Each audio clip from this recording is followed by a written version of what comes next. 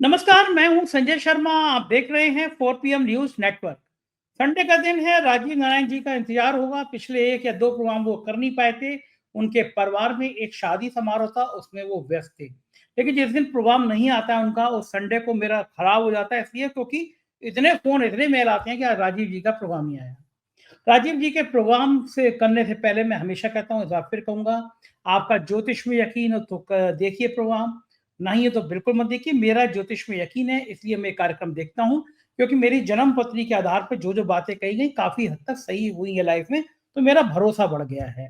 दूसरी बात, राजीव जी पेशे से इंजीनियर हैं, बहुत श्रेष्ठ इंजीनियर हैं वो, लेकिन उन्होंने इंजीनियरिंग में ना जाकर एक विधा हासिल करने के लिए कोशिश करी, ज्योतिष शास्त्र का, धर्म शास्त्रों का सालों अध्ययन किया। कुछ भविष्यवाणियां सही हुई हैं, कुछ गलत हुई हैं, लेकिन बातें बेहतरीन करते हैं। और आज जो बातें करी हैं उन्होंने, मेरी हवा खराब हो रही है। मैंने उनसे कहा कि आप अमित शाह के बारे में जो बोल रहे हैं, जरा मेरी जन्म पत्री देख लीजिएगा। कहीं मेरी जन्म पत्री में तो ऐसा नहीं है, आप पे तो डायरेक्ट हनुमान जी की कृपा है। पता चला कि आप अमित शाह के लिए जो बोल रहे हैं कि क्या क्या होने वाला है उनका, अमित शाह ने सुन लिया तो मेरा बोरिया बिस्तर बांध देंगे। अमित शाह जी को गुस्सा बहुत आता है। जिससे चिढ़ गए उसके चिढ़ गए, और जिससे खुश हुए उसके लिए जान देने को तैयार रहते हैं, अपने लोगों का ध्यान रखते हैं। लेकिन क्या अमित शाह का इतना बुरा समय आ रहा है कि उनको इस्तीफा देना पड़ेगा, उनको पार्टी से हटाया जा सकता है? ऐसी तमाम बातों पर राजीव जी से चर्चा हुई। मैं भी आपके पास राजीव जी के पास ले जाऊंगा, लेकिन उसे 1 मिनट में अपने लिए लूंगा। मैंने बहुत मन से, बहुत तमन्ना से 4 पीएम म्यूजिक बनाया है, जिसका लोगो आप देख रहे हैं। मेरी कोशिश है कि समाज के ऐसे गरीब लोग, ऐसे वंचित लोग जो कहीं स्थान पाने से पीछे रह जाते हैं, मैं उनको ये प्लेटफॉर्म पर दे सकूं। आपको पहले भी बताया था कि हमने जब ये कहा कि आप अपने आसपास के गरीब लोगों को, वंचित लोगों, और जो बहुत अच्छा गाना गा रहे हैं, उनके प्लेटफॉर्म नहीं हो, उनके डिटेल हमें भेजिए। हमारे पास एक संदेश आया, प्रयागराज में गाड़ी गैरेज में काम कर रहे एक नौजवान का गाना आया। हम उस शहनवाज को बंबई ले गए, उसके लिए गाना लिखवाया, उसको कटिंग कराई, उसके कपड़े बनवाए, उसको बहुत बढ़िया रियाज कराया, फिर उसका गाना रिलीज किया। उसके बाद में हमारे पास एक नौजवान आया, जिसने जेएनयू से एमए किया था। 40 से ज्यादा वाद्य यंत्रों को वो बजा लेता है, इतना हुनरमंद। जब वो ढप्पी लेके गाना गाता है तो आप मंत्रमुग्ध हो जाएंगे। लेकिन भगवान की लीला देखिए, वो बचपन से अंधा है। उसका गाना आप 4 पीएम म्यूजिक पे हर महीने देखेंगे। तो मैं आपसे रिक्वेस्ट करना चाहता हूं कि मैं देश के ऐसे तमाम जगह पे, ऐसे जो गरीब हैं, जो वंचित हैं, जो परेशान हैं, और गाते बहुत अच्छा है। संगीत भगवान से जुड़ने का सबसे बड़ा माध्यम होता है। अगर ऐसे कोई वीडियो आपको देख रहे हैं, तो अगर उनके पास डिटेल हो तो मुझे नंबर डिस्क्रिप्शन में भी दिए होंगे या डिस्प्ले भी हो रहे हैं, ये नंबर है, ये मेल आईडी है, इस पे संपर्क करें। और साथ ही एक अनुरोध और करना चाहता हूँ, आपकी मदद भी चाहता हूँ। अगर आपके मन में आता है कि किसी ऐसे गरीब का, ऐसे किसी एक गाने का, किसी बैंड के गाने का, कोई आप गाने का प्रायोजक बनना चाहते हैं, आप चाहते हैं कि आप एक गाने के स्पॉन्सरशिप करें, तो ये मेल आईडी है, ये फ़ोन नंबर है। अगर आप भेजेंगे, हमारा सहयोग करेंगे, तो हम इसको एक विस्तार रूप देंगे। हम ऐसी और प्रतिभाओं को मंच देंगे। आपके साथ के बिना ये काम संभव नहीं है। अब चलते हैं राजीव जी के पास, आपको इंतजार होगा उनकी ज्योतिष भरी बातों का। चैनल को सब्सक्राइब करें और ज्वाइन करें और राजीव जी की बातें सुने। चलिए, 4 पीएम न्यूज नेटवर्क में स्वागत है राजीव जी, बहुत बहुत आपका। सच में मुझे उम्मीद नहीं थी। आपने लगभग 20 दिन पहले जो शो हुआ था, मुझे यहाँ तक डेट याद नहीं है, लेकिन लगभग 20 दिन हुए होंगे, आपने मुझसे कहा था कि अमित शाह के बड़े खराब दिन शुरू होने वाले हैं। तब मुझे लगा था कि ऐसा नहीं हो सकता, अमित शाह का जलजला है, नंबर 2 के आदमी है वो मोदी जी के बाद, उनके क्या खराब दिन हो जाएंगे। लेकिन क्या अंबेडकर अंबेडकर अंबेडकर लगा रखा है। इस एक बयान ने देश की राजनीति में भूचाल ला दिया है। मैं, अगर मुझे, जहां तक मेरी याददाश्त अगर सही है, पिछले 2 3 4 5 10 सालों में भी कोई इतना बड़ा मुद्दा नहीं है जिसपे भारतीय जनता पार्टी को पसीने आ रहे हो। मोदी जी तुरंत शाह की सफाई में उतर आए। आरएसएस संघ बुरी तरह से नाराज है, क्योंकि जो उसने दलितों को साथ जोड़कर एक हिंदुओं की कल्पना की थी, जिसमें सारे दलित, सारे पिछड़े सब एक मंच पर रहे, एक जगह रहे, और उसके बाद में वो कल्पना फेल हो गई है।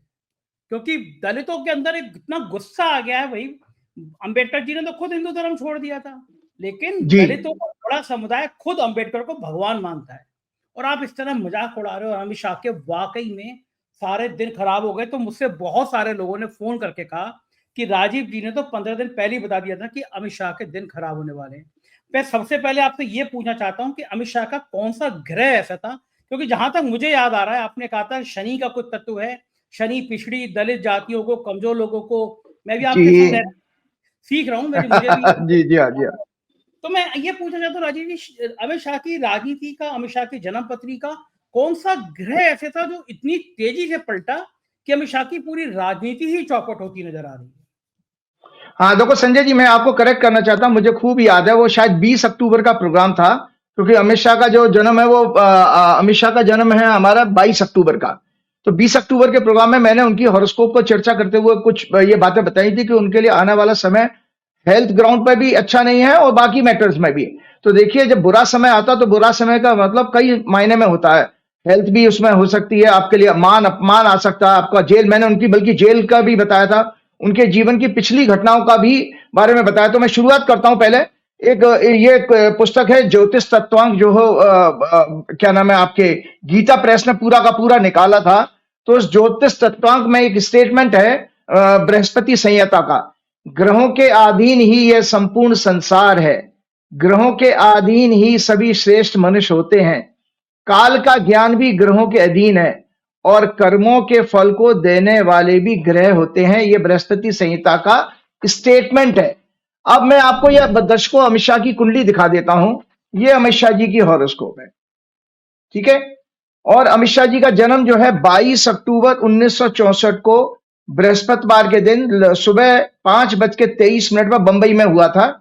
कन्या लगन की कुंडली है, सूर्य और बुध इनके दूसरे घर में है, शनि केतु इनके चौथे घर में है, शनि इनके छठवें घर में है, चंद्रमा इनका 8वें घर में है, बृहस्पति 9वें घर में है, राहु 10वें घर में, मंगल नीच का है 11वें भाव में, और शुक्र जो है इनके 12वें भाव में है।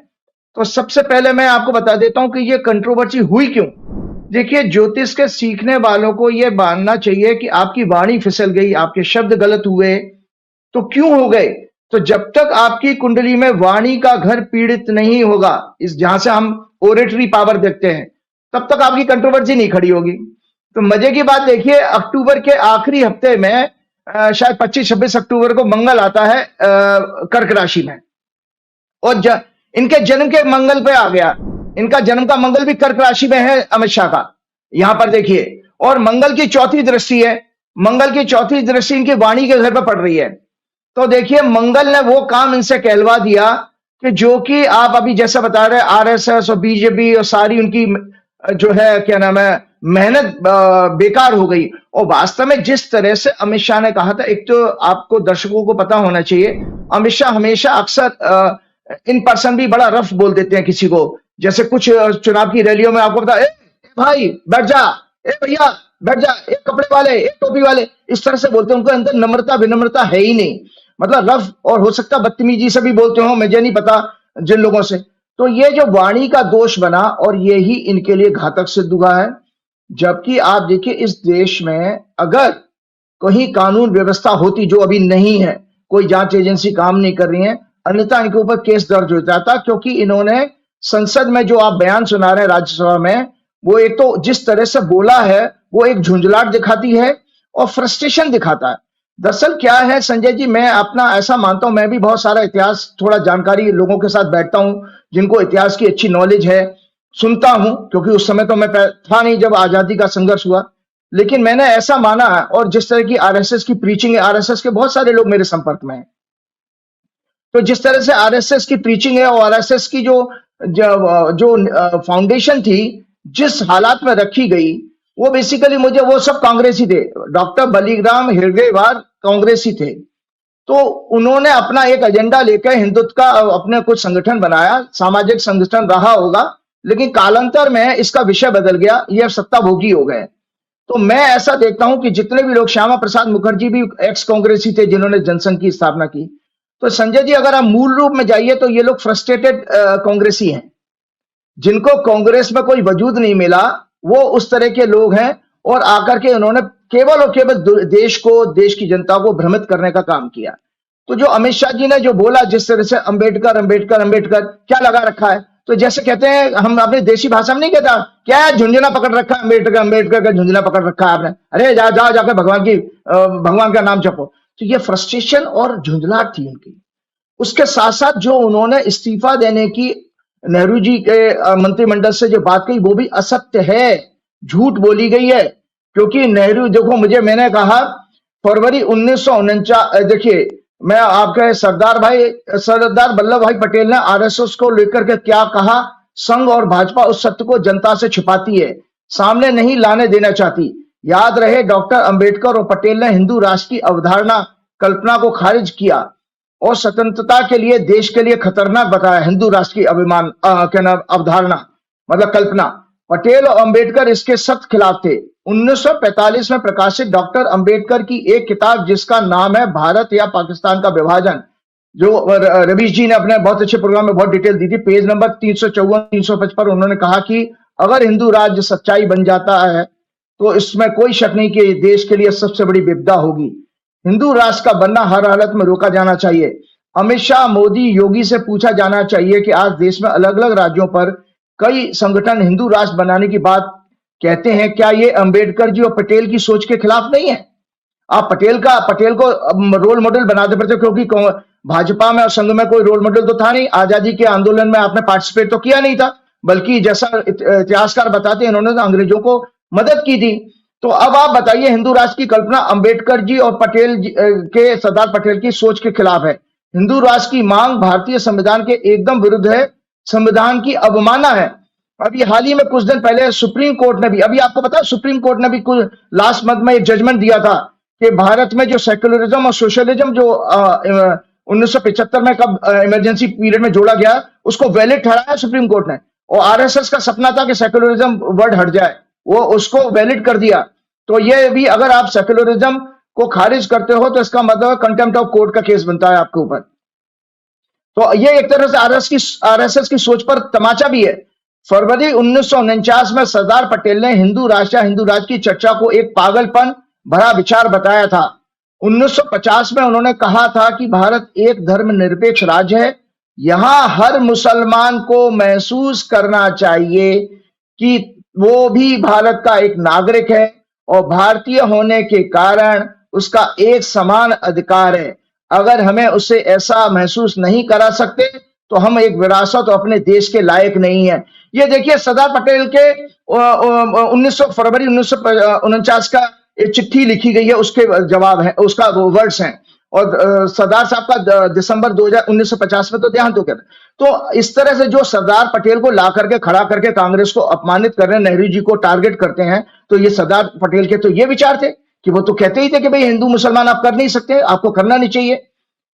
और नेहरू जी का पत्र क्या है, नेहरू जी ने जो पत्र लिखा था जब उन्होंने अंबेडकर जी ने इस्तीफा दिया था, वो भी मुझे जानकारी इसलिए क्योंकि मेरा प्रोग्राम लोग देखते हैं तो मुझे सत्य बताना है। और सत्य इसलिए बताना है कि जिससे कि जो फेक नैरेटिव बनाई जाती है उसको लोगों के दिल में हर एक प्रोग्राम क्या नाम है यूट्यूबर का एक अलग अलग ऑरा होता है, मेरा भी कुछ छोटा मोटा सा है।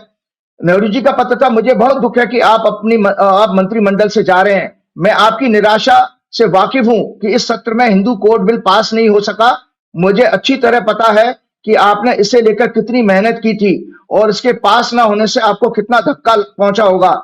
मैं इस बिल से बहुत पहले से तो नहीं जुड़ा था, पर चिंतित अवस्था कि ये बिल अवश्य पास हो जाना चाहिए। इसके लिए मैंने बहुत कोशिश भी की, निजी तौर पर मैं इस प्रयास को नहीं छोड़ सकता। अब आप देखिए मोदी और शाह और योगी आदित्यनाथ भी थोड़े बहुत अपनी कमियों को छुपाने के लिए हमेशा झूठ बोलते हैं। पहला संशोधन संविधान में नेहरू जी ने किया 1991 में, ये मोदी जी ने लोकसभा में झूठ बोला था, क्योंकि ये उसमें दरअसल ये सांप्रदायिक प्रचार के जो चल रहा था उस दौरान, उसके ऊपर जो जितने लॉस थे उसमें कुछ कोर्ट्स ने उसमें रूलिंग की थी जिसको रोकने के लिए संविधान संशोधन लाया गया। दूसरा, लैंड एक्विजिशन बिल, जमींदारी प्रथा के कुछ कानूनों को भी जो है कोर्ट ने रद्द किया था, इसकी वजह से लाया गया। और अधिनियम जो जमींदारी लैंड एक्विजिशन बिल कोर्ट ने रद्द किया था, इनको हटाने के लिए जो अधिनियम बनाए गए थे उनको बचाने के लिए अमेंडमेंट किया गया। इसमें सिलेक्ट कमेटी जो थी संजय जी, उसमें राजगोपालाचारी जी, नेहरू जी, अंबेडकर जी और श्यामा प्रसाद मुखर्जी जिन्होंने जनसंघ की स्थापना की वो भी थे। तो अब आप बताओ कि मोदी जी प्रधानमंत्री पद पर रहकर झूठ बोलते हैं कि नेहरू जी ने अपनी मर्जी से, कोई उस दौरान जितना सामंजस्य था पॉलिटिकल लीडर्स में उतना आज तो है ही नहीं। क्यों, आज तो आप विपक्ष को तो आप दुश्मन मानते हो किसी भी नीति में, सरकार की नीति में, जबकि देश तो सभी का है। उसमें नीति में उनको शामिल करते ही नहीं हो। तो ये सब चीजें क्यों कहें, और उसमें देखिए कहा हालात आज की तरह नहीं थे कि अमित शाह मोदी जो ढाल ठान लें वही सत्य है। 3 जुलाई 1950 को एक लेटर है, सरदार पटेल नेहरू जी को लिखते हैं कि हम कैसे जो सांप्रदायिकता फैला रहे हैं, वो लिखते हैं कि इनको रोकने के लिए हमें संविधान में संशोधन लाने की जरूरत है।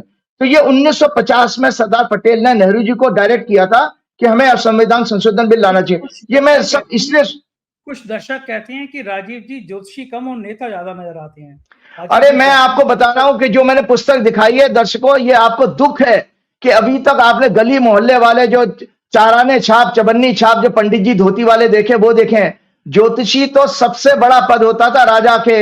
मैंने प्रियंका गांधी से भी ये बात, जब दोबारा मिला था तो मैंने ये बात कही थी उनसे कि भाई ये देखियो, एंशियंट टाइम में भी राजा को पॉलिसी मेकिंग में ज्योतिषी डिसाइड करता। अगर उसको राजनीति की समझ नहीं होगी तो वो राजा को क्या घंटा जो है गाइड करेगा। तो इसलिए मेरी भगवान ने वो पॉलिटिकल विजडम दी है। और दूसरा बात संजय जी क्या है, तो मैंने अक्सर आपके हर प्रोग्राम में कहा है, क्योंकि राजनीति, अर्थशास्त्र और आपका लॉ एंड ऑर्डर, आपका मौसम की भविष्यवाणियां और नेचुरल कैलेमिटीज मतलब प्राकृतिक प्रकोप, ये मंडेन एस्ट्रोलॉजी का सब्जेक्ट है। लोग इसको पढ़ते तो है नहीं कि उसमें फीस तो मिलती नहीं है।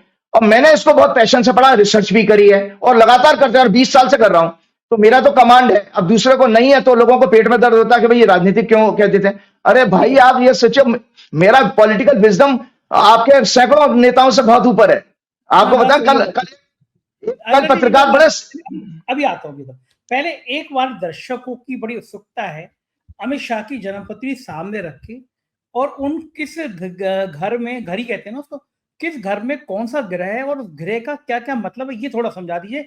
बड़ा अमित शाह को लेकर लोगों में क्यूरियोसिटी कि अमित शाह का पॉलिटिकल कैरियर का होगा तो होगा क्या। तो अगर आपके पास जन्मपत्री सामने रखी हो तो बहुत अच्छी बात, बहुत आज मुझे मजा आया इसी विषय पर बोलो। मैं बिल्कुल पूरी तरह प्रिपेयर्ड भी हूं। तो जो अमित शाह जी की जो हॉरोस्कोप है, ये दर्शक ये देख ले पड़ रहे हैं। मैंने ग्रहों के बारे में तो बता ही दिया है। अमित शाह जी का मेष राशि का चंद्रमा है 8वें घर में, शनि से पीड़ित हो रहा है। और दर्शकों आपको बताता हूं, आज आपके बताना, जीवन में हम जो अच्छा या बुरा करते हैं, परमात्मा कभी तो दंड देगा, अच्छा या दे या बुरा दे, जो फल आते हैं उसको जो है क्या नाम है, दर्शकों समझाने के लिए आपको बताऊं कि अमित शाह की 29 मार्च से शनि की 7.5 शुरू होने जा रही है। और जब लोगों में, अगर जितने, जो पूरे देश ने, दुनिया भर में जैसे शनिदेव का नाम आता सबकी हवा खराब हो जाती है, क्योंकि शनिदेव वो है। एक पौराणिक कहानी भी लगे हाथों सुना देता हूं। एक बार शंकर भगवान को ये लगा कि भाई, जो उनको बताया गया कि भाई शनिदेव की दृष्टि बहुत खराब है, और ऐसे तरह से गणेश जी का जो सर भी काटा गया उनकी दृष्टि के कारण हुआ था कि वो गणेश जी को जब जन्म हुआ था तो आशीर्वाद देने के लिए आए तो उनकी दृष्टि पड़ गई, तो वो लिहाजा आपने उनका गर्दन। तो शंकर भगवान ने कहा मेरा क्या बिगाड़ लेगा शनि। तो शंकर जी भगवान ने कहा, तो ऐसे शनिदेव को बुलाया गया। लेकिन पता नहीं क्यों जब तक शनिदेव वहां पहुंचते, ये पौराणिक कहानी है, मैं अपने मनगढ़ंत नहीं बता रहा हूं, जब तक वो शनिदेव पहुंचते, शनिदेव की आने की खबर सुनकर ही शंकर जी वहां से भाग लिए, और शंकर जी एकदम अदृश्य हो गए, और करके शायद किसी हाथी का उन्होंने स्वरूप धारण कर लिया। और जो है उसके बाद जब उनकी दृष्टि से वो बच गए, तो उसके बाद शनिदेव ने जब वो प्रकट हुए, उनको आशीर्वाद दिया। उन्होंने कहा प्रभु मैंने पहचान लिया आपको। तो जब वो आशीर्वाद दिया, उन्होंने कहा तो प्रभु देखो मेरा खौफ इतना ही है कि आपको अपना असली स्वरूप छोड़ के हाथी का तो क्या नाम है शरीर धारण करना ही पड़ा। तो ये शनिदेव है। शनिदेव का कारण मैं बता देता हूं। जो काल पुरुष की कुंडली है दर्शकों, ये नॉलेज की बात आप समझ लीजिए, क्यों शनि हमारे जीवन में हमारे कर्मों के फल के दाता है और न्यायाधीश है। काल पुरुष की कुंडली मेष लगन से शुरू होती है, और मेष लगन मतलब एक से शुरू करिएगा 9, 10, 11, तो 10वीं राशि और 11वीं राशि, मकर राशि और कुंभ राशि, आपका कुंभ लगन है संजय जी, तो मकर राशि और कुंभ राशि शनि की राशियां। तो 10वें घर में आ गई शनि की राशि, और 11वां घर होता लाभ का, हमारा उपलब्धियों का, अचीवमेंट का, फल का, फल भी कहा जाता है देशी भाषा में। तो अब आप देख लीजिए दर्शकों, जो मनुष्य के कर्मों के घर का स्वामी भी शनि, काल पुरुष की कुंडली से 10वें घर से कर्म देखते हैं, और कर्मों के फल को देने वाला भी शनि। तो इसीलिए जो आज अमित शाह जी फंसे हैं, उसका कारण यह है, एक बहुत बड़े ज्योतिषी महाराष्ट्र के हुए काटवे जी। काटवे जी ये कहते हैं कि अगर चंद्रमा से 45 डिग्री पहले से अगर शनि आ रहे हो ट्रांजिट में, गोचर में, तो शनि की 7.5 का प्रभाव शुरू हो जाता है। और वो 7.5 का मतलब होता है 7.5 बरस, क्योंकि दर्शकों आपकी जानकारी के लिए बता दो, शनि एक राशि में 2.5 साल रहते हैं। तो 2.5 साल चंद्रमा से पीछे वाले घर में, फिर जहां चंद्रमा मौजूद होगा वहां 2.5 साल 5, और चंद्रमा के अगले घर में 2.5, तो 5 और 2.5 7.5, इसको 7.5 कहा गया। मतलब, और चंद्रमा क्या है? चंद्रमा हमारे मन का कारक है, संवेदनाओं का कारक है, इमोशंस का कारक है, फीलिंग्स, परसेप्शन, और आपका खुशी, उत्साह, उल्लास, ये उत्सव, ये सबका चंद्रमा सिग्निफिकेटर है। तो माइंड का सिग्निफिकेटर भी है। तो और शनि हमारे वैराग्य का कारक है, और वैराग्य जिंदगी में दर्शकों याद रखिए 2 तरह से आता है संजय जी। या तो आपको बहुत नॉलेज हो जाए तो आपको एक डिटैचमेंट आना शुरू हो जाएगा, जिसको आत्मज्ञान कहते हैं, यार क्या रखा है जिंदगी में, ऊपर वाले का नाम जपा, इस तरह के शब्द निकल लेते हैं। या लगातार तकलीफें आए, इतनी सफरिंग आए कि आप बिल्कुल टूट जाए अंदर से, तो आपको फिर ऊपर वाले की याद आती है कि यार मेरी तो सारी ताकत काम नहीं की। जैसे अभी अमित शाह के साथ हो रहा है, गौतम अदानी जी के साथ भी हो रहा है, जो बड़े बड़े लोग हो रहे हैं, हो रहा है, क्यों हो रहा है? तो ये कहीं शनि आपको एहसास करा रहा है कि भाई मिस्टर सो एंड सो, तो यू आर नथिंग। तो दर्शकों, काटवे जी के महा अनुसार ये जो प्रभाव अमित शाह की कंट्रोवर्सी हुई, वो शनि की 7.5 का प्रभाव है। और शनि 29 मार्च 2025 को, जब अमित शाह की इस कुंडली में 12 नंबर राशि में आ रहे हैं, शनि मीन राशि में, जो मेष से 12वां घर बनती है, और कन्या लगन की उनकी कुंडली है, उनके 7वें घर में जा रहे हैं शनि। शनि, उनका जन्म का शनि रोग के घर में बैठा है, इसलिए मैंने उनकी पिछली बार बताते हुए कहा कि उनको शारीरिक कष्ट कोई हो सकते हैं, और उनको पहले हुए भी हैं। उनको गांठ बनी थी, जो जिसका ऑपरेशन 2019 में कराया था। और जब जब शनि की दशा आई है, उनको जेल भी हुई थी 3 महीने के लिए 2010 में, तब भी वो शनि का रोल था।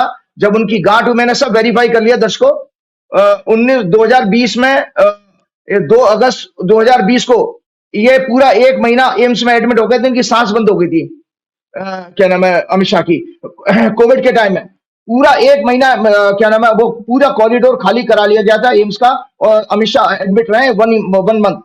और उस समय Rahu, moon, Venus, moon, Saturn की दशा थी। मंगल इनका 64 नवांशा लॉर्ड है, और सूर्य इनका 22 ग्रेसकोण लॉर्ड है, जो रोग देने के ग्रह माने जाते हैं। शनि ट्रांजिट में मीन राशि में आएगा 29 मार्च को, और जो जब इनकी जेल की दशा हुई, तब भी इसमें राहु में शनि का पीरियड आ रहा था। तो अभी जो इनकी बृहस्पति में शनि की दशा चल रही है, तो दर्शकों याद रखिए 7.5 का प्रभाव उन्हीं लोगों के लिए लागू होता है जिनकी या तो चंद्रमा की दशा चल रही हो, या शनि की दशा चल रही हो, क्योंकि शनि और चंद्र के कॉम्बिनेशन से 7.5 बनती है, ये ट्रांजिट होता है। तो मैं एक जल्दी से 7.5 का प्रभाव बढ़ के बता देता हूं। शनि परिवर्तन का कारक है, वो जीवन में अच्छे और बुरे दोनों प्रकार के परिवर्तन ला सकता है, क्योंकि काल पुरुष की कुंडली यानी मेष लगन के अनुसार ये 10वें भाव यानी कर्म, और 11वें भाव यानी उनके फलों का स्वामी है। ये शनि एक परिवर्तन करके दूसरे क्षेत्रों से जुड़ने का आधार तैयार करता है। चंद्रमा से चतुर शनि को मन की परेशानी का कारक माना गया। सफलता के लिए आवश्यक गुण कठोर परिश्रम, एकाग्रता, साहस, मजबूत इच्छा शक्ति। 7.5 की वैदिक ज्योतिष के अनुसार शनि कर्म उनके फलों का कारक है, साथ ही न्याय, नैतिकता भी है। चंद्र हमारे मन, संवेदना, परसेप्शन, इमोशंस और मन की शुद्धि, साइकोलॉजी का सिग्निफिकेटर है। शनि की 7.5 दरअसल शनि का गोचर है, जो जन्म के चंद्रमा से 12वें भाव से शुरू होता है और चंद्रमा से 2nd हाउस पर खत्म होता है। शनि एक राशि में 2.5 वर्ष रहते हैं, और मैंने 3 राशियों का जोड़ 7.5 बता दिया। ये मानसिक पीड़ा या मानसिक सुख दोनों तरह की 7.5 प्रभाव देती है, जिसके परिणाम जन्म कुंडली में चंद्रमा की अवस्था और शनि की अवस्था के ऊपर डिपेंड करते हैं। आपको बता दें, शनि की 7.5 सबके लिए खराब होगी। मैं दर्शकों ये मना कर रहा हूं, नहीं होता। ये उन्हीं के लोगों के लिए खराब होगी जिनके जन्म की कुंडली में शनि और चंद्रमा पीड़ित हो। तो मैं अमित शाह की कुंडली आज रिसर्च का विषय बना दिया। तो अमित शाह की कुंडली दर्शक दोबारा देख लें कि इनका शनि जो है मंगल, नीच के मंगल से पीड़ित हो रहा है, नीच के मंगल से, और मंगल अष्टमेश है। इसीलिए मंगल जो है उत्तेजना का, शैल की ग्रोथ का कारक है, शनि शैल की ग्रोथ का। इसलिए मैंने कहा था कि इनको कोई ना कोई फिर दोबारा कैंसर की बीमारी, कैंसर जैसी कोई गांठ बन जाना, ऐसी बीमारी जरूर होगी, क्योंकि शनि सेल्स का कारक है, मंगल ग्रोथ है, और 11वां भाव जो होता है वो हमारी ग्रोथ का होता है, और 6वां भाव भी ग्रोथ का होता है। ग्रोथ के हाउस 6 कहे गए हैं, 3, 6, 10, 11।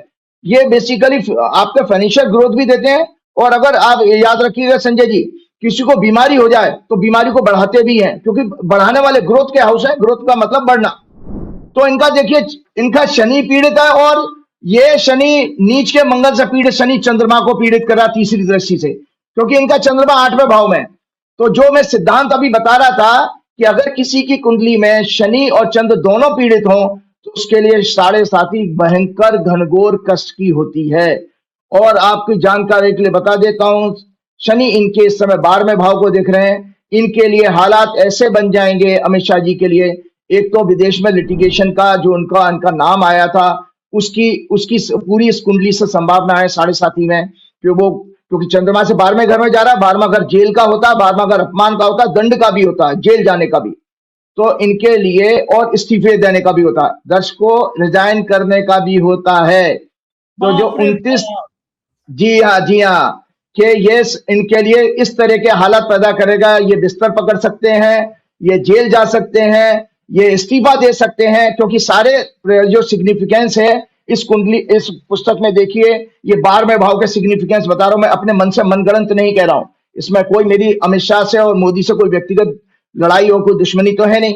मैं एक ज्योतिषी होने के नाते विवेचना कर रहा हूं, और विवेचना यह है कि इनको बहुत भारी कष्ट इस दशा में जाना वाला है, और जो शनि की 7.5 में। और इसका एक और कारण है, क्योंकि शनि अभी राहु के मीन राशि में राहु है, तो राहु के साथ जाकर के इनको बहुत प्रॉब्लम होने वाली है। और इनके देखिए, मैं आपको बता रहा हूं, मैंने अभी हमेशा कहा है, शनि 3rd, 7th और 12th, शनि की जो तीसरी, 7वीं और 12वीं, क्या नाम है, 10वीं दृष्टि होती है शनि की। तीसरे घर को देखेगा, 7वें घर को सभी ग्रह देखते हैं, और 10वीं दृष्टि होती है। शास्त्रों के अनुसार शनि की दृष्टि को अच्छा नहीं माना गया। जब शनि चंद्र से 12वें भाव में होते हैं तो जो 2nd house, 6th house, 9th house को प्रभावित करते हैं। 2nd हाउस होता है पैसे का, इसीलिए अमूमन देखा गया कि पैसे की बर्बादी होती है जबरदस्त। और 2nd हाउस वाणी का भी होता है। तो देखो, उस शनि देव ने अमित शाह से वो कहलवा दिया जिसकी की कल्पना नरेंद्र मोदी ने भी नहीं की होगी, भाजपा ने भी नहीं की होगी, देश ने भी नहीं करी होगी, कि किस तरह से कि देश का एक गृह मंत्री और सदन में खड़े होकर के जो बातें कह रहा है, और उसके बाद लीपापोती कर रहे हैं। उसके बाद कितनी कॉन्स्पिरेसी उसको छिपाने के लिए कर रहे हैं, प्रेस कॉन्फ्रेंस करनी पड़ी, आप उसको वीडियो हटवाने के लिए सोशल मीडिया को प्रेशर डाल रहे हो। ये सारे ठटकर्म क्यों करने पड़े हैं? इसका मतलब आपको खुद एहसास हो चुका है, मुझसे बहुत बड़ा अपराध हो गया है। और ये अपराध ऐसा हो गया, और शनि देव को मैंने, आपने जैसे कहा, आप ज्योतिष सीख गए, मैंने कहा शनि जो है दलित आदिवासी का कारक है, मजदूरों का कारक है। तो इसीलिए ये वर्ग जो है अब अमित शाह के लिए वो मुसीबत खड़ी करेगा कि, और वैसे भी आपको दर्शकों देश की जानकारी के लिए बता देता हूं, देश ये साहूकार लोग चला रहे हैं। दुर्भाग्य है हमारा, हम देश मूर्खों की तरह ताली बजा रहा है, कोविड के टाइम में ताली बजा रहा है। साहूकार कैसे? जिसको हम वैश्य कम्युनिटी कहते हैं, बनिया कहते हैं देशी भाषा में। साहूकार कौन कौन है? नरेंद्र मोदी साहूकार, अमित शाह साहूकार, आपके 2 उद्योगपति अदानी अंबानी साहूकार, और आपके 2 चुनाव आयुक्त राजीव कुमार अग्रवाल हैं, और उसके बाद जो अगले चीफ इलेक्शन कमिश्नर होंगे ज्ञानेश कुमार गुप्ता हैं, वो भी साहूकार। तो पूरे देश में साहूकारों का कब्जा है। तो वो साहूकार, आप जब हम अपने बचपन में पिक्चरें देखते थे ना, कि साहूकार जो हमेशा बेचारे दलित और गरीबों का, पिछड़ों का, मजदूरों का शोषण करता है। तो ये देश में इसीलिए शोषण हो रहा है, जिसका दुर्भाग्य है कि आपके 185 अरबपति हो गए। आप भारत जो है दुनिया में तीसरे नंबर पर है, जहां 185 आपके अरबपति हैं, और बाकी 98% देश जो है सामान्य अवस्था में चला गया। 2% लोगों के पास सारा देश का पैसा चला गया। क्या करिएगा राजीव जी, आपको समय मिल जाए आज तो एक बार जरा मेरी जन्मपति देख लीजिएगा, क्योंकि आप जो बातें अमित शाह की कह रहे हैं, अगर अमित शाह ने सुन लिया कल ये शो, मुझे आपको तो पता नहीं, लेकिन मेरे लिए तो जेल वेल का युद्ध हो जाएगा। अमित शाह को गुस्सा आ गया तो छोड़ते नहीं है। तो आपके चक्कर में मेरा कोई योग वोग तो नहीं है, देख लीजिएगा कि आपके प्रेस प्लेटफॉर्म पे आके आप वो बातें कह देते हैं जो कहने की हिम्मत नहीं होती किसी में। लोग कहते हैं कि भाई राजीव जी जब बैठते हैं ना तो कुछ भी कहते हैं, कुछ भी का मतलब कुछ भी कहते हैं। तो मैंने कहा मैं दिखवा लूंगा राजीव जी से कि राजीव जी के चक्कर में कहीं मेरी जन्मपति तो नहीं गड़बड़ाने वाली है। आपने बता दिया कि कुंभ जन्मपति में कुंभ है, मेरा भी शनि कुंभ लगन है आपका, तो मेरा कुछ गड़बड़ तो नहीं होगा आपके चक्कर में? नहीं, देखो ऐसा, देखो जिंदगी में याद रखिएगा, सत्य एक तो खरा होता है, दूसरा उसके ऊपर मैं हनुमान जी का एक साधारण भक्त हूँ। तीसरी बात यह है कि चूंकि मेरा बहुत गहन रिसर्च है, मैं जब बहुत सारे जोशियों को, सैकड़ों जोशियों को सुनता हूँ, देखता हूँ, तो मुझे लगता है कि कहीं उनके अंदर वो मेहनत की कमी थी, रिसर्च नहीं हुई थी। तो रिसर्च का कॉन्फिडेंस बहुत अच्छा खासा है मुझे। राजीव तो जी मैं मेरा आपको ये राजीव जी मेरा कहने का मतलब ये, देखिए आप पे तो हनुमान जी की कृपा है, आप हनुमान जी के भक्त हैं, आप शाकाहारी हैं, बिल्कुल ब्राह्मण हैं, आप पूजा पाठ करते हैं, ब्राह्मण तत्व रहते हैं। हम तो केवल नाम से ही ब्राह्मण हैं, हम मांस भी खाते हैं, हम मदिरा भी पीते हैं और कहते भी हैं, लोग छुपाते हैं लेकिन हम तो कहते भी हैं। तो अपना तो भगवान से इतना डायरेक्ट कनेक्शन है नहीं जितना आपका है। तो एक कहावत है ना, गेहूं के संग घुन भी पिस जाता है, तो आपका तो कुछ होगा नहीं क्योंकि आप तो डायरेक्ट कनेक्शन है भगवान जी का। लेकिन हमारी बुकिंग किसी दिन हो जाएगी। खैर ये मजाक की बात थी। हाँ, दूसरे कोई बात नहीं। दूसरे विषय पे आता हूँ। एक भविष्यवाणी मुझे आपकी और याद आई, जब सेंट्रल विस्टा का उद्घाटन हुआ था, नई संसद की। खैर मैं चौंका था कि ये कहाँ तो हिंदी हिंदी हिंदी, हिंदू हिंदू हिंदू, नाम कि साहब नाम हिंदुत्व के होने चाहिए, नाम वीर सावरकर के होने चाहिए, नाम इसके होने चाहिए, विवेकानंद मार्ग होना चाहिए, लेकिन नई संसद का नाम सेंट्रल विस्टा। कोई इनको हिंदू नाम नहीं मिला। अरे भाई बाबा साहब अम्बेडकर के नाम पे रख देते संसद। देश याद करता कि जो व्यक्ति ऐसा था जिसने दलितों को, पिछड़ों को सम्मान से जिंदगी जीने का हक दिलाया, उसके नाम पर देश की संसद है। देश का सबसे बड़ा जी मंदिर वही संसद है, संविधान जहाँ लिखा जाता है, बनाया जाता है, मतलब संशोधन किए जाते हैं। अब बात आई, आपने मुझे याद आया कि आपने कहा था कि इसका मुहूर्त जिस काल में हुआ है, शुरुआत जिस काल में हुई है, बड़ा शुभ है। आपने कहा था कि इसमें आगजनी की घटनाएं होंगी, इसमें मारपीट होगी, इसमें बहुत ज़्यादा विवाद होंगे। मुझे आगजनी वाली बात तो मुझे लगा आप ऐसी हवा में कह रहे हैं, लेकिन कुछ ही दिनों बाद कुछ पटाखा बम या जो भी बम थे वो लेके कूद गए लोग। ये भी पहली बार हुआ, धुआं ही धुआं हो गया पूरी संसद में। वो तो बड़ी कृपा ईश्वर की, वो छोटे बम थे, वो बड़े बम भी हो सकते थे, लेकिन वो पूरी संसद में धुआं धुआं हो गया। इसके आगे बढ़े लगातार विवाद, चलो वो भी मान लेते हैं, संसद में विवाद होते हैं, लेकिन अब तो मारपीट हो गई। ऐसा ऐसा ड्रामा किया गया कि राहुल गांधी ने धक्का दे दिया और मेरे टांके आ गए।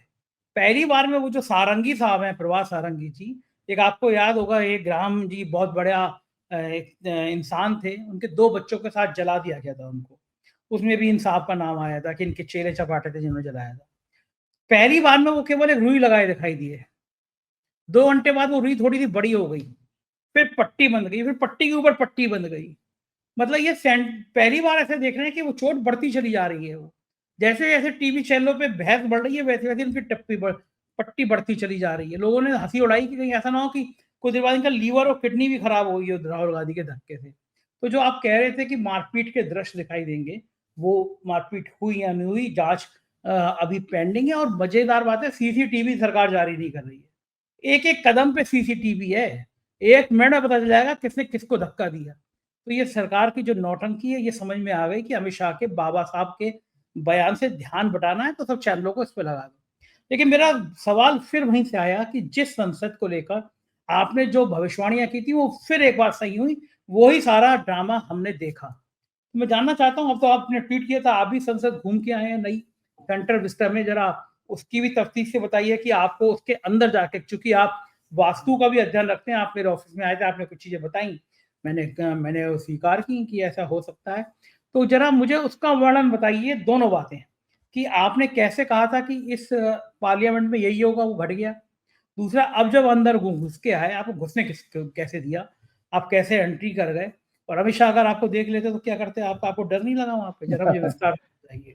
जी जरूर जरूर। एक चलते चलते मैं यहाँ बताऊं, वो मैंने क्योंकि मैंने अभी शनि की 7:30 की रिसर्च आप लोगों के सामने पेश की, क्योंकि हम लोग जब अपने इंस्टीट्यूट में जब कोई सब्जेक्ट पर रिसर्च करते थे, क्योंकि पुस्तकों में तो एक टॉपिक दिया हुआ है, लेकिन जब तक हम बड़े लोगों के हॉरोस्कोप को बेस बना करके, क्योंकि उनके जीवन की घटनाएं हमको पता होती हैं, उनके जीवन की घटनाएं आपको न्यूज में मिल भी जाती हैं, तो उससे आप वेरीफाई कर लेते। जैसे अभी शनि की 7:30 जब मैं दर्शकों को समझाई टेक्निकलिटी उसकी, तो अमित शाह की हॉरोस्कोप में बताया कि भाई देखो 7:30 का प्रभाव तो उनकी वाणी पे खराब असर आया, अब आगे कुछ भी होने वाला है।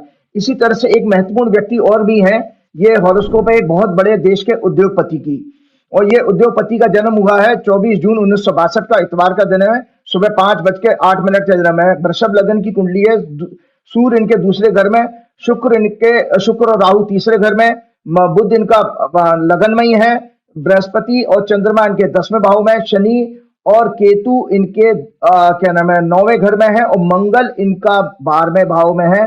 जो शुक्र को शनि, राहु और मंगल पीड़ित कर रहा है। शुक्र इस कुंडली का, जो कुंडली मैंने दर्शकों अभी एक बिग कॉर्पोरेट ग्रुप की दिखाई है, वो उसका शुक्र छठवें भाव का स्वामी, छठवां घर लिटिगेशन का होता है, कर्जों का भी होता है, और 12वें घर का मंगल मतलब 12वें घर में विदेश में कोई आपका मैटर निकल के आ जाना। तो मैं आपको बता दूं, इनकी भी शनि की 7.5 चल रही है दर्शकों।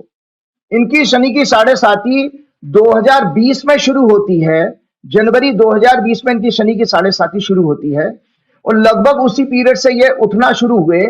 और जब शनि इनके 10वां घर, दर्शकों आपकी जानकारी के बताऊं, 10th हाउस हमारी कुंडली का वो होता है जो पब्लिक डोमेन का, मतलब मैं कितने ही कुकर्म कर लूं, कितने अपराध कर लूं, जैसे अमित शाह जी को भी ये इस चीज का एहसास होगा, उनसे जीवन में क्या क्या जाने अनजाने में गलतियां हुई हैं, लेकिन जब 10वां घर आता है संजय जी, तो याद रखिए आपके सारे कर्मों का खुलासा हो जाता है, अच्छे बुरे दोनों का। अगर अच्छे कर्म किए तो प्रशंसा मिलेगी, बुरे कर्म किए तो दंड मिलेगा। तो जैसे ही इनके शनि आपका, इन सज्जन का जो उद्योगपति की मैं दिखा रहा हूं, 18 जनवरी 2023 को ये शनि आता है कुंभ राशि में, जो उनका गौतम अडानी की बात है। गौतम अडानी की। तो 23 जनवरी को शनि इनका कुंभ राशि में आता है, और जो कि इनकी दूसरी ढैया होती है 7.5 की। और 5 दिन के बाद दर्शकों आप इसको वेरीफाई करें, क्योंकि घटना से मुझे सब्जेक्ट समझाना है आपको। शनि की 7.5 का विषय मेरा है आज ज्योतिष में। अक्सर जो बहुत सारे आपने भी कहा था, बहुत सारे के ऑडियंस ने कहा कि राजीव जी हमें ज्योतिष सिखाइए या कोई है, तो उसी नाते मैं आपको आगे बता रहा हूं कि जैसे इनके 10वें घर में बैठे हुए शनि आए इनके 10वें भाव में, तो देखिए 5 दिन के बाद हिंडनबर्ग की रिपोर्ट आती है, और उस रिपोर्ट के कारण जो उनको डैमेज हुआ, जो आज तक रिकवर नहीं कर पाए हैं। और लगातार आप ये देखिए कि 23 जनवरी 2023 से लेके अभी तक इनको कितने कष्ट आए हैं। इनको कैपिटल इनकी बहुत सारी 1 लाख करोड़ से ज्यादा इनकी कैपिटल का नुकसान हो चुका है लगभग, मैंने अखबारों में पढ़ा। दूसरा बात यह है कि विदेश में एक मुकदमा दर्ज हो गया, वारंट इश्यू हो गया इनके लिए भी। जो दर्शकों अमित शाह के लिए मैंने कहा कि जो 29 मार्च को जो शनि मीन राशि में जा रहे हैं और राहु के साथ होंगे, मीन राशि इनका लाभ का स्थान है, और शनि की इनकी दृष्टि तीसरी पड़ेगी मीन राशि से इनके लगन पे, और अमित शाह की कुंडली में जुडिशरी के हाउस पे पड़ेगी। तो इनके लिए भी ये शनि का गोचर जो मीन राशि वाला है वो बहुत भारी कष्ट देने वाला। मैंने पिछले प्रोग्राम में आपके कहा भी था कि 2025 इनके लिए इनकी फाइनेंशियल कैपिटल के बहुत सारा पैसा उनका बर्बाद होने वाला, बहुत नुकसान होने वाला। अब मैं आता हूं आपके विषय पे। तो आपने जो मुझे प्रश्न पूछा था, देखिए ये दर्शकों आपकी क्या नाम है कुंडली थी, क्या नाम है, अरे कहां गई, पार्लियामेंट की, हाँ पार्लियामेंट की जी, हाँ न्यू पार्लियामेंट बिल्डिंग ये थी। देखिए ये सेंट्रल विस्टा की आपने जो ये कुंडली है दर्शकों, ये न्यू दर्शकों को बता दीजिए, दर्शक जो नए होंगे कि राजीव जी कुंडली का अध्ययन ऐसे करते हैं, आपको लगा होगा कि पार्लियामेंट की कुंडली कैसे बन गई। तो जब पार्लियामेंट का जिस समय उद्घाटन होता है राजीव जी के हिसाब से वो जन्म होता है, तो राजीव जी ने जिस समय उद्घाटन हुआ उसके हिसाब से ये कुंडली बनाई है। जी राजीव जी कंटिन्यू। जी बिल्कुल। तो 19 सितंबर 2023 को मंगलवार का दिन था, दोपहर में 1:16 पर ये इन्होंने मोदी जी ने इसकी जो क्या नाम है एंट्री हुई है पार्लियामेंट में। आपको जैसे लोकसभा स्पीकर, और जब लोकसभा मैंने आपको बताया था कि 1:16 टाइम मैंने कैसे लिया, जैसे ही ओम बिरला जी ने माइक पकड़ के हेलो भी कहा तो वो जन्म हो गया भाई, उसमें आप पहुंच गए। तो ये अग्नि तत्व की राशि दर्शक देख ले, ये धनु लगन निकल के आया, धनु लगन अग्नि तत्व का होता है। तो तीसरे घर में शनि, 5वें घर में बृहस्पति राहु, और 8वें घर में शुक्र था, 9वें घर में बुध था, 10वें घर में मंगल और सूर्य थे, और चंद्रमा पीड़ित था। चंद्रमा हमारे सुख का कारक है, मन का कारक है, आपस में जो सामंजस्य होता है ना, मेंटल जो क्या नाम है बाइंडिंग होती है, वो भी अगर पीड़ित हो तो इसमें मन कभी नहीं मिलेंगे। तो एक दर्शक अभी भी सुन ले कि इस बिल्डिंग में जितने लोग होंगे सांसदों में, आपस में उनकी माइंड की ट्यूनिंग कभी अच्छी नहीं हो पाएगी। और दूसरा लग्न अग्नि तत्व का था, और मंगल और सूर्य 10वें भाव में दिग्बली होते हैं, वो भी अग्नि तत्व के कारक हैं। इसीलिए मैंने कहा था अग्नि इस बिल्डिंग में हमेशा उत्तेजना का माहौल रहेगा, और मारपीट, लड़ाई झगड़ा, बम जैसी घटनाएं, आगजनी की घटनाएं ये जरूर होंगी। इस क्या नाम है बिल्डिंग में कभी भी प्यार, मोहब्बत, सौहार्द की भावना नहीं बन पाएगी। और दर्शकों इससे ज्यादा प्रत्यक्ष ज्योतिष का उदाहरण क्या देखेंगे कि अभी उस बिल्डिंग को साल भर हुआ है, और कितने 5-6 क्या नाम है सेशन आए होंगे, उसमें लगातार इस तरह की इनको घटनाएं मिली हैं, ये सुख नहीं इनको मिल पा रहा है। और मैंने इसमें कहा भी था, और इस बिल्डिंग की जो मोदी ने बड़े वो डंडे के साथ पूजा करी थी ना, डंडा सेंगोल लेकर के, तो ये दर्शकों दूसरी कुंडली है। मैंने उस समय जब मोदी जी ने इसकी पूजा करी थी, जो हैंड रिटन कुंडली है, मोदी जी ने 28 मई 2023 को 12 बजे, ठीक दोपहर में 12 बजे इसकी पूजा करी थी, जब मैं प्लांट प्रतिष्ठा की। तो उसमें जो है सिंह लगन आया था, शनि 7वें घर में था, चंद्रमा लगन में, केतु तीसरे घर में, बुध राहु जुपिटर 9वें घर में, सूर्य उसमें भी 10वें भाव में था, और मंगल नीच का था जो शनि को प्रभावित कर रहा था 8वीं दृष्टि से। मंगल अभी भी नीच का ही है, और शुक्र इनके 11वें भाव में। तो मैंने बकायदा इसमें लिखा था कि इसमें मैंने लिखा था, नई पार्लियामेंट बिल्डिंग का उद्घाटन अत्यंत ही अशुभ काल में हुआ है। लग्न पर नाना प्रकार के संकटों 6, 8, 12 ग्रहों का प्रभाव है। ये दर्शक मैं राइटअप दूंगा, नीचे पढ़ लेंगे। मैं इसमें लिख रहा हूं, नई पार्लियामेंट बिल्डिंग का उद्घाटन अत्यंत अशुभ काल में हुआ। लग्न पर नाना प्रकार के संकटों 6, 8, 12 ग्रहों का प्रभाव है। 7वें भाव पर नीच के 9th लॉर्ड मंगल का अष्टम दृष्टि से प्रभाव। इस सदन में सदैव स्पीकर द्वारा विपक्ष के लिए दंडात्मक कार्रवाई और सौतेला व्यवहार होगा। और आप देखिए, आपका नो कॉन्फिडेंस मोशन लाया गया था इंपीचमेंट का, तो सौतेला क्या विपक्ष ने चार्ज लगाया। तो सोचो, एक ज्योतिषी 1.5 साल पहले कह रहा है कि विपक्ष के प्रति सौतेला व्यवहार होगा, और उस तरह की आपकी पॉलिटिकल पार्टियां शिकायत भी कर रहे हैं। इससे ज्यादा एक्यूरेसी ज्योतिष की क्या देखेंगे आप। तो मैंने कहा, स्पीकर द्वारा विपक्ष के लिए दंडात्मक कार्रवाई और सौतेला व्यवहार होगा। शास्त्र विहीन पूजा सेंगोल आदि के द्वारा ढोंग किया गया। भगवान ने गीता में इसे लाभकारी नहीं बताया। Mangal sun in 10th house, fiery lagna indicate these there may be heated and violent aggressive abusive debates. क्या मैंने बोल रहा हूं उसमें लिखा हुआ दर्शकों, मैं अपने मन से नहीं कह रहा हूं, यह बहुत पुराना है। There may be heated and violent aggressive abusive debates, suspension यानी क्या नाम है, और सदा कार्रवाई। स्पीकर का डिक्टेटर जैसा व्यवहार हमेशा रहेगा। सदन का जनता में परसेप्शन अच्छा नहीं होगा। विपक्ष और जनता के साथ सदैव अन्याय होगा, और सरकार द्वारा जन भावना के विपरीत विपक्ष की उपेक्षा करके उनके विरुद्ध कार्रवाई करके छल कपट के द्वारा गलत नीयत से नए कानून बनाए जाएंगे। इस सदन में आगजनी, हिंसा, मैं लिख रहा हूं, इस सदन में आगजनी, हिंसा, झगड़े और पुलिस एक्शन होंगे। सदन के चैनल भी बायस होकर गलत रिपोर्टिंग करेंगे। दशांश में D10 में 410 एक्सेस में राहु मून वक्री नीच का शनि 4थे भाव में, केतु वीनस 10वें भाव में होंगे। ये विपक्ष सदन की कार्रवाई महिलाओं, छात्रों, दलितों, गरीबों, अल्पसंख्यकों के लिए अन्यायकारी होगा। ये सदन उनकी हम हमेशा आवाज दबाने वाला होगा। ये सदन भारतीय इतिहास में अनेक मनहूस घटनाओं का गवाह बनेगा। मैंने यह भी लिखा है कि यह सदन भारतीय इतिहास में अनेक मनहूस घटनाओं का गवाह बनेगा। इसे सदैव के लिए डिस्कार्ड कर देना चाहिए। अब आप देखिए, इतना विस्तृत मैंने इसके बारे में डिटेलिंग पहले की थी, तो और वो पूरे वर्ड बाई वर्ड जो है सत्य सिद्ध हुई है। देखिए, तो मेरे लिए तो यह है कि मैं एक गणित का, मैथमेटिक्स का स्टूडेंट हूं, तो मुझे ये लगता है कि जो मैंने गणना की और देखो सब कुछ आ रहा है कि आज किस तरह का व्यवहार है कि एक ग्रुप पॉलिटिकल पार्टी जो रूलिंग पार्टी है वो किसी का गेट रोक के खड़ी हो जाती है। अरे भाई, लीडर ऑफ अपोजिशन के लिए आपको उसको सम्मान के साथ जाना जाना चाहिए। और जिस तरह की भाषा वो आपका निशिकांत दुबे यूज कर रहा था, मैंने कोई टीवी में देखा, हे राहुल तू गुंडा है, तू ना एक बुड्ढे को गिरा दिया। एक बताओ, लीडर ऑपोजिशन के लिए ये आपके वर्ड्स होने चाहिए, जो कि कैबिनेट मिनिस्टर का रैंक होता है। आपसे एज में छोटा हो बड़ा हो उसका कोई मायने नहीं रखता है। आप उसके संवैधानिक पद को देखिए कि वो लीडर ऑफ अपोजिशन है। आपके वर्ड्स की तो उससे पता लग जाता है निशिकांत दुबे कितने घटिया किस्म के परवरिश के व्यक्ति रहे होंगे, और उनकी परवरिश, उनकी शिक्षा क्या थर्ड क्लास रही होगी। और जिस तरह से उन्होंने, देखिए, झूठ फैलाने का काम उन्होंने संबित पात्रा ने किया। वो मीडिया पार्ट की रिपोर्ट बता के सोरोस का नाम जोड़ करके, और बाद में मीडिया पार्ट 2 ने कहा कि भाई ये सब फर्जी है। हमें तो ताज्जुब होता है कि इनके खिलाफ संसद में कार्रवाई क्यों नहीं की गई। तो ये सब चीजें आप देख रहे हैं।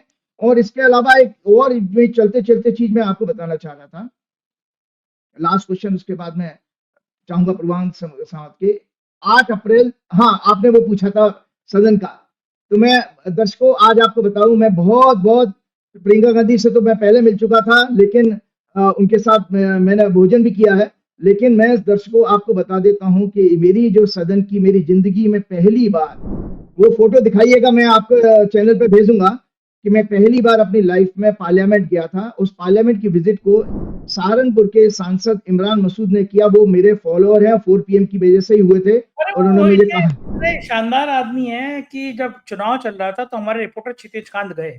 इतनी भीड़ थी, इमरान मसूद का चुनाव बड़ा सेंसिटिव था, बीजेपी पूरी कोशिश कर रही थी हार जाए। माइक देगा 4 PM का, सबको रोक दिया। क्षितिज से बोले भाई मैं 4 PM का और राजीव जी का बड़ा फैन हूँ, मैं संजय जी को वो सुनता हूँ, राजीव जी को सुनता हूँ। फिर एक दिन इमरान मसूद से बात हुई फोन पे, तो इतने खुश थे ना, मतलब वो 4 PM के बड़े फैन है वो, मतलब फिर क्या हुआ, अरे वो इतना, मैं आपको बता रहा हूं, इतने बढ़िया आदमी हैं। तो बहुत हमारी बढ़िया। 16 दिसंबर, और मैं कितने बढ़िया दिन गया हूं, जिस दिन विजय दिवस था, जिस दिन आपके पाकिस्तान की आर्मी ने सरेंडर किया था, उस दिन का उत्सव होना चाहिए था, नहीं मनाएगा, उसके बारे में भी दर्शकों को बोलना चाहूंगा मैं। तो 16 दिसंबर को हमारा फिक्स हो गया था। 2-3 दिन पहले ही उन्होंने मेरे से जो डिटेल मांग ली थी, आधार कार्ड वगैरह, वो भेज दिया था।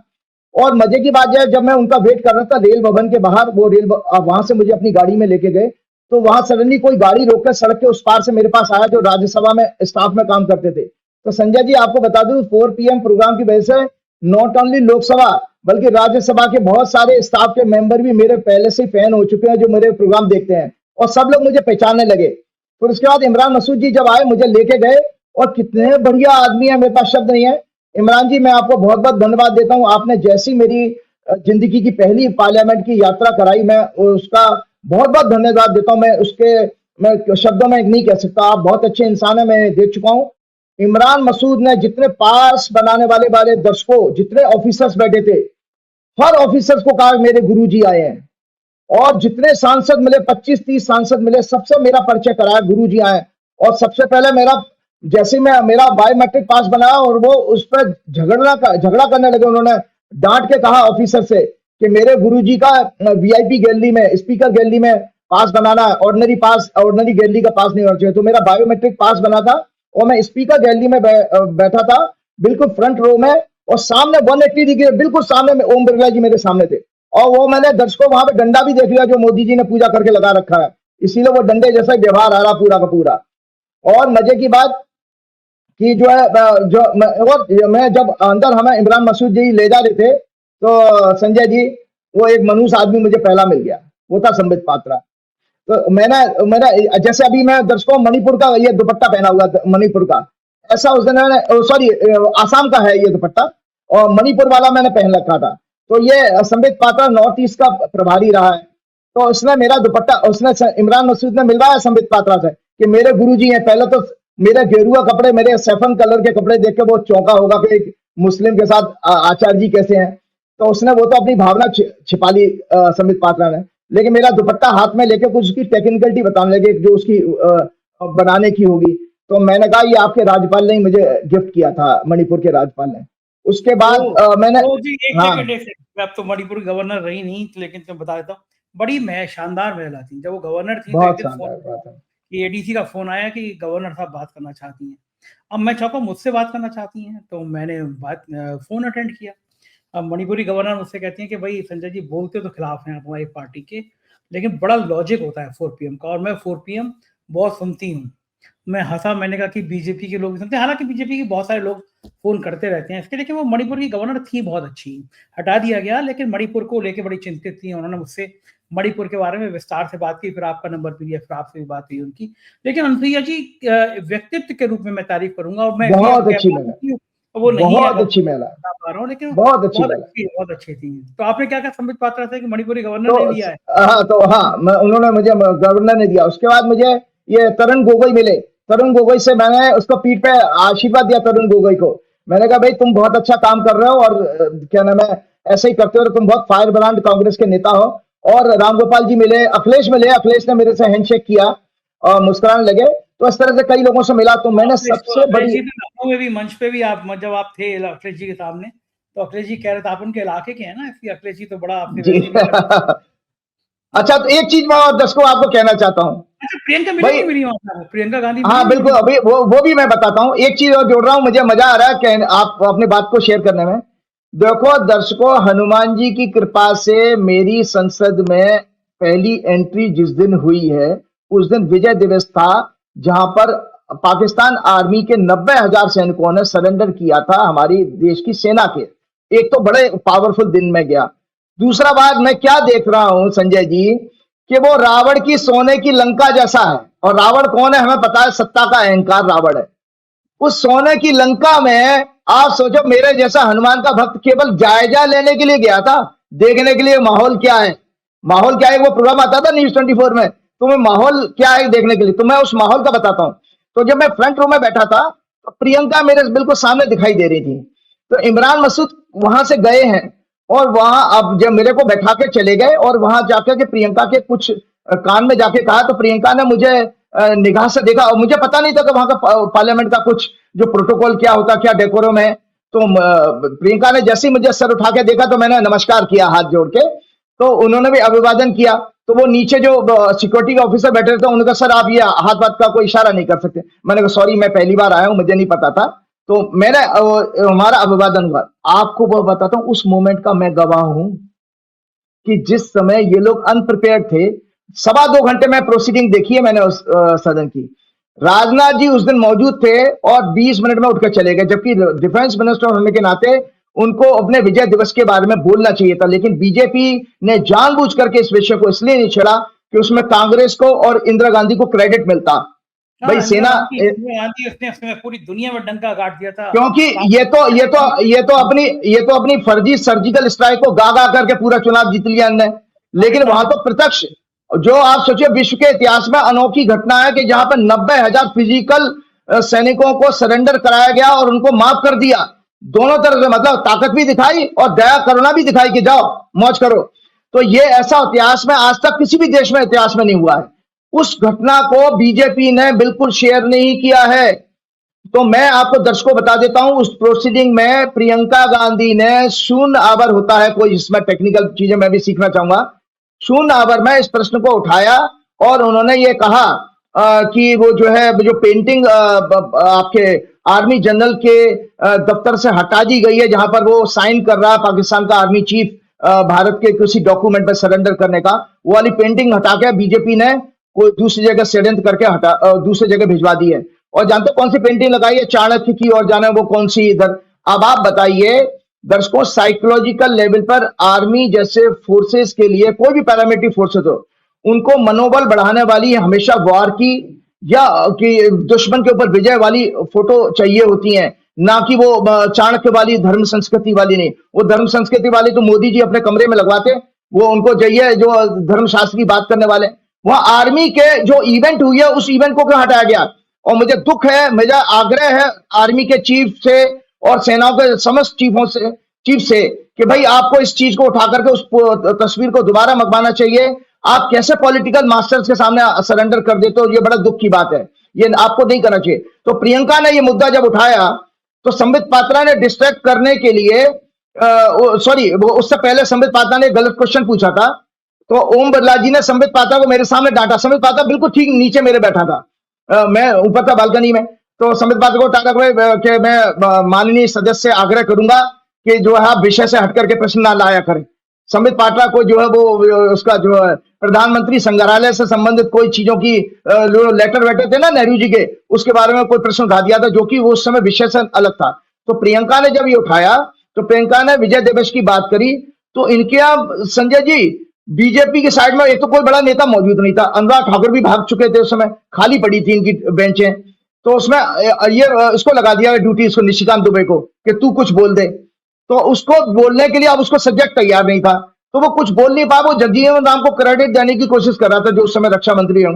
जबकि अब आप बताइए कि नरेंद्र मोदी राजनाथ जी को कभी कोई एक छोटा सा चींटी मारने का भी क्रेडिट देना चाहेंगे ना? हर चीज तो नरेंद्र मोदी, वो वंदे भारत से लेकर सब जगह तो झंडा हिला के मोदी जी पहुंच जाते हैं। तो वहां पर प्रधानमंत्री का आपने नेहरू इंदिरा गांधी का नाम नहीं लिया, कांग्रेस का नाम नहीं लिया, कांग्रेस सरकार का नाम लिया। इस पर जो है कांग्रेस के मेंबर्स ने प्रियंका समेत प्रोटेस्ट किया और वो वहां से सदन छोड़ के चले गए थे। वहां तक मैं रुका हूं, फिर कैंटीन में लंच करके आया था। तो इस तरह की मेरी पहली यात्रा रही। तो हनुमान जी ने उस लंका का निरीक्षण करने के लिए मुझे भेजा था और आप देखिए मेरी क्या विजिबी, 2 दिन बाद ये सारा का सारा कांड हो गया है। और आप देखो कि मेरे हनुमान जी का ही प्रभाव था कि अमित शाह के लिए कोई ग्राउंड तैयार होना तो उसकी जबान फिसलनी थी और ये सब चीजें अगले दिन ही हुई है। 16 दिसंबर को दर्शक में वहां पे तंत्र मंत्र तो नहीं कर दिया कोई कुछ छेड़छाड़ तंत्र मंत्र तो हो गया, अपने आप हो गया, वो मेरे जाने से ही हो गया, जाने से। चलते चलते अमित शाह कहेंगे फोटो लगा दो, इस आदमी को दोबारा मत घुसाना, ये आदमी आया हनुमान जी का भक्त लंका देखने और 24 घंटे बाद कांड हो गया, दोबारा बिल्कुल। इमरान भाई से कहेंगे, इमरान मसूद जी आप सांसद तो स्वागत है, लेकिन दोबारा इनको लेके मत आना, ये पक्की बात है। 24 घंटे। अरे इमरान मसूद जी की एक बात बताओ, किसी बड़े पत्रकार ने मुझे बताया था कि इमरान मसूद जब सहारनपुर के चेयरमैन थे तो उन्होंने एक हिंदू मंदिर बनाया था, और इमरान मसूद जो है कांवड़ों के लिए बहुत सारी सेवा का काम करते हैं, उनके कैंप वैम्प के समय जब कांवड़ आते हैं, तो बहुत बेहद बेहतरीन इंसान है। बातचीत करने में भी मैं उनके भगवान से प्रार्थना करूंगा उनकी और दिन दूनी रात चौनी तरक्की हो। और चलते चलते संजय जी मैं कहूंगा, आज 22 दिसंबर है, 21 दिसंबर को संयुक्त राष्ट्र संघ ने 21 दिसंबर को मेडिटेशन डे डिक्लेयर किया है, मेडिटेशन डे।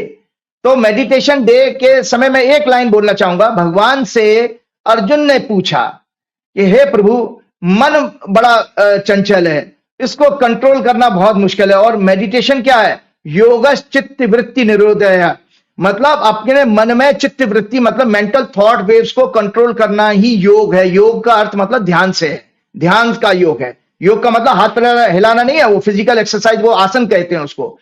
लोग ज्यादातर आसन और योग में जो है मतलब अंतर नहीं जानते हैं। योग का अर्थ है मतलब ध्यान योग से है, और भक्ति योग से है, ज्ञान योग से है, कर्म योग से है, लेकिन आसन फिजिकल एक्टिविटी है। तो उसमें भगवान ने यह कहा कि हे अर्जुन, मन को, ये मन निश्चित रूप से भगवान कहते हैं, ये है चैप्टर 46 श्लोक नंबर 35 नंबर है। अर्जुन के प्रश्न पूछने में मन बड़ा चंचल है, दृढ़ और बलवान है, इसीलिए उसे वश में करना वायु को रोकने के समान है। भगवान कहते हैं the mind is restless no doubt and difficult to curb, but Arjun it can be brought under control by repeated practice of meditation and by the exercise of dispassion Vairag, this is my conviction। ये भगवान ने गीता में श्लोक chapter 6 के 35वें श्लोक में कहा है। तो आप दर्शकों चलते चलते मैं ये कहता हूं कि एक तो वो है कि जो फेक न्यूज की है, मैं अगला आपका प्रोग्राम करूंगा, डिटेल में फेक न्यूज पे बात करूंगा। तो जो बीजेपी ने जिस तरह से अमित शाह मोदी जी ने जो बयान दिए हैं, ये प्रत्यक्ष में इस बुक के आधार पर आपको बताऊंगा, मैंने पूरी बुक पढ़ी है कि ये एक मित्र आए थे आपके 4 PM के प्रोग्राम की वजह से मेरे घर में, ये मुझे गिफ्ट करके गए, उन्होंने किताब लिखी है, डॉक्टर सूद है, बेहतरीन किताब है। दर्शकों आप अमेज़न से इसको मंगा, किताब भेजी है उन्होंने मुझे, बहुत अच्छे इंसान है वो, बात होती है। हाँ जी। तो उन सूद साहब की ये किताब जरूर पढ़िएगा, फेक न्यूज के बारे में जान पाएंगे कि देश में इस समय फेक न्यूज के जो मास्टर माइंड है वो हमारे नरेंद्र भाई और अमित भाई हैं। और इन्होंने जो सदन में, लोकसभा में मोदी जी ने बयान दिया था जो अमेंडमेंट का कॉन्स्टिट्यूशन को, वो भी एक फेक न्यूज का पार्ट था। मैं बताऊंगा दर्शकों को अगले प्रोग्राम में कि फेक न्यूज का पार्ट क्यों बना था ये। और इसी तरह अमित शाह जी ने भी जब उनके इस्तीफे देने की बात कही कि इसमें नेहरू जी के किसी कारण से दिया, जबकि उनकी अपनी स्वतः स्वास्थ्य अच्छा नहीं रहता था उसकी वजह से, और हिंदू कोड बिल पास नहीं हो पा रहा था, इसकी वजह से वो दुखी थे, इसलिए उन्होंने इस्तीफा दिया। बल्कि नेहरू जी ने तो उनको मनाने की बात कही, उनसे दुख जाहिर किया था कि भाई मैं, अगर आप रहते तो बहुत अच्छा, आपने बहुत मेहनत की है वगैरह वगैरह, उनको उनके अच्छे कार्यों की उनको याद भी दिलाया था। तो ये फेक न्यूज का पार्ट था कि दोनों जगह पर अमित शाह जी और मोदी जी ने गलत स्टेटमेंट दे करके देश की जनता को, संसद को भ्रमित करने का कार्य किया। और ये फेक न्यूज किस तरह से हमारे मानसिक और शारीरिक स्वास्थ्य को खराब करती है, अगले प्रोग्राम में मैं डिटेल में बात करूंगा। चलते चलते फेक न्यूज से बचेंगे कैसे? तो जब तक ज्ञान और विवेक नहीं होगा और हनुमान जी की कृपा नहीं होगी, तब तक आप फेक न्यूज से बच ही नहीं सकते। इसीलिए श्री गुरु चरण सरोज रज निज मन मुकुर सुधार, वर विमल जसु जो दायक फलचार, बुद्धिहीन तनु जान के सुमिरो पवन कुमार, बल बुद्धि विद्या देव मोह हरऊ कलेश का। जय हनुमान, जय श्री राम, जय। राजीव जी आपने तस्लीम दिया, धन्यवाद। ये थे राजीव नारायण जी। मुझको यकीन है बातें आपको पसंद आई होंगी, आपने चैनल को सब्सक्राइब भी कर लिया होगा। बहुत बहुत शुक्रिया समय देने के लिए, थैंक यू।